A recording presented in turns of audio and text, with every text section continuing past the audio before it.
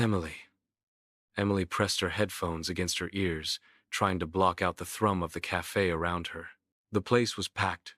Tourists, locals, half a dozen influencers staging their morning routines, but she needed the noise. Silence made the memories louder. Her laptop glowed in front of her, the cursor blinking at the end of a half-finished lyric. I keep mistaking shadows for silhouettes of you. She exhaled a shaky breath. Too dramatic? Too obvious? Too much like the last album, the one everyone swore was brilliantly vulnerable, though none of them understood how close the songs had come to swallowing her whole. Emily twisted the silver ring on her finger, a nervous habit she'd never been able to break. Maybe she didn't want to. It reminded her she was still here, still trying. She took a sip of lukewarm tea. And then, Emily? His voice slid into the space between her thoughts like a warm hand shutting a door. She looked up. Julian stood beside her table, dressed in crisp charcoal and subtle confidence. He seemed out of place in the scruffy cafe, too polished, too controlled, but he smiled as if he belonged anywhere he decided to stand. Julian, she said, surprised. Hey, what are you doing here? I could ask you the same. His eyes flicked to her laptop. Working? She shrugged, embarrassed. Trying. He nodded gently, not pushing. May I? He gestured to the empty chair. She hesitated, but only for a moment before nodding. He sat with the easy grace of someone accustomed to being welcomed, though she wasn't sure if he was actually comfortable or simply performing it flawlessly. I've been thinking about you, he said. Emily blinked. Me? Your music, he corrected softly. What you said the other night about your new album, that kind of honesty. It stays with you. Her stomach tightened. Compliments usually slid off her, but his voice made this feel like something else. Like recognition? I'm not sure anyone will get it, she admitted before she could stop herself. It's raw. Messier than what they expect from me. That's exactly why they'll care, Julian said, leaning forward. People are starving for sincerity.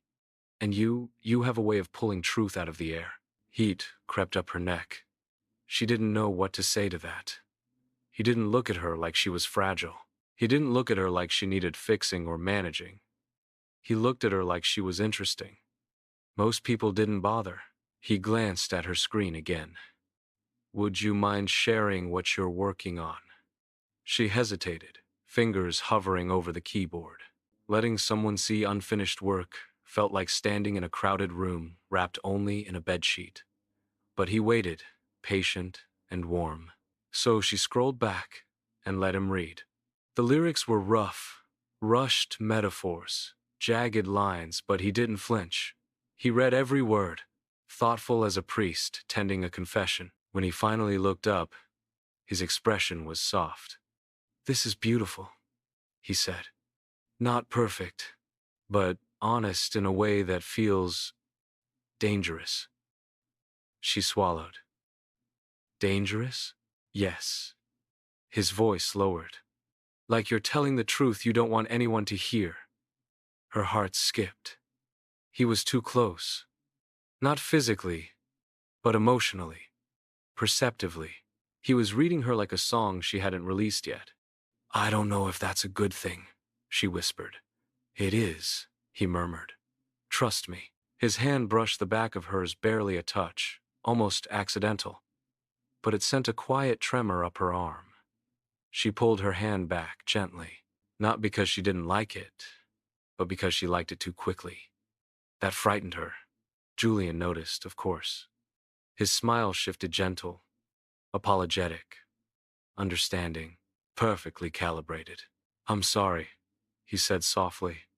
I didn't mean to overstep. You didn't, she said too quickly. I'm figuring things out right now. Aren't we all? He replied, and his smile held just enough melancholy to make her believe it. For a moment, they simply sat there, sharing a silence that wasn't awkward. Not quite. She closed her laptop. I should get going, she said, though she wasn't sure she wanted to. He nodded, standing. I won't keep you. But would you like to grab dinner sometime? No pressure.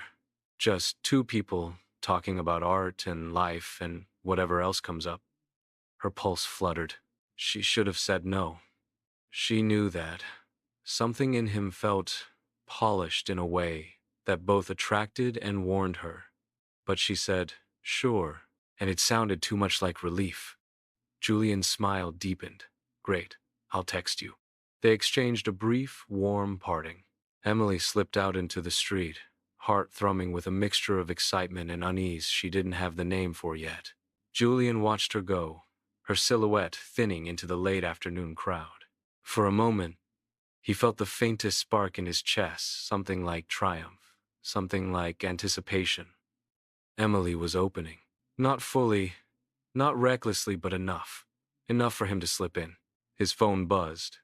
Not creditors this time. Sarah, a short message. Can we talk? It's urgent. Julian exhaled through his nose. Of course. Sarah was starting to spiral. He'd sensed it for weeks.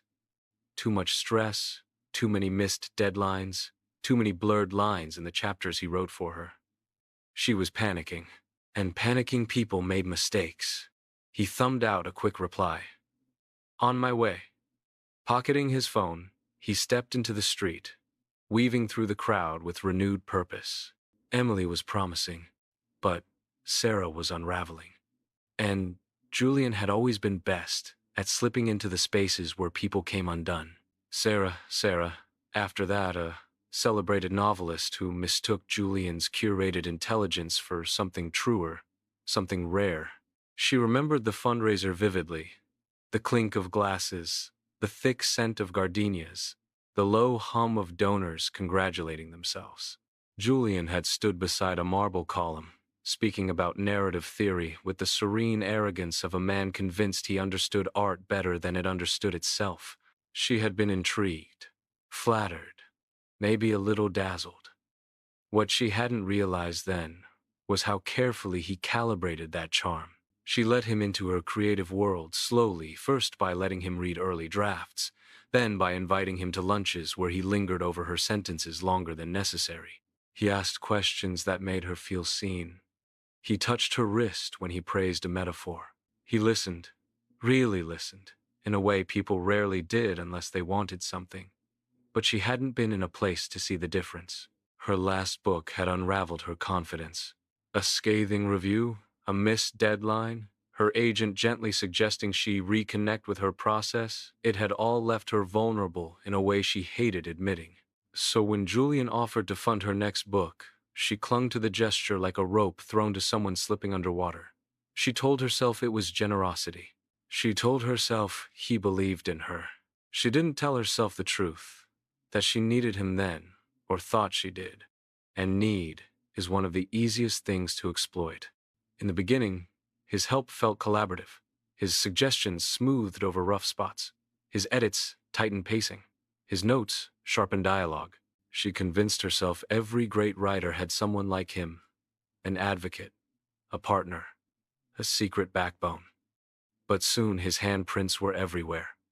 Entire paragraphs he'd rewritten, whole emotional beats he had adjusted.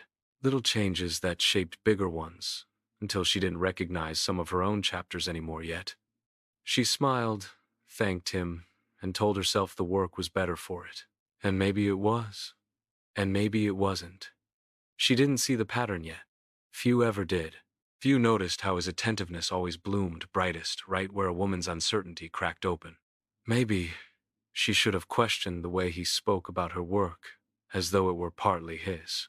Maybe she should have asked herself why she kept rewriting scenes to match the versions he offered. Maybe she should have wondered why she felt more like she was auditioning for him than writing for herself. But Sarah, brilliant as she was, had blind spots particularly around her own worth. Julian recognized them instantly. He slipped into them the way someone slips into a warm room from a cold hallway. Because Julian had become an expert at rearranging lives, until the women living them thought the new layout was their own idea.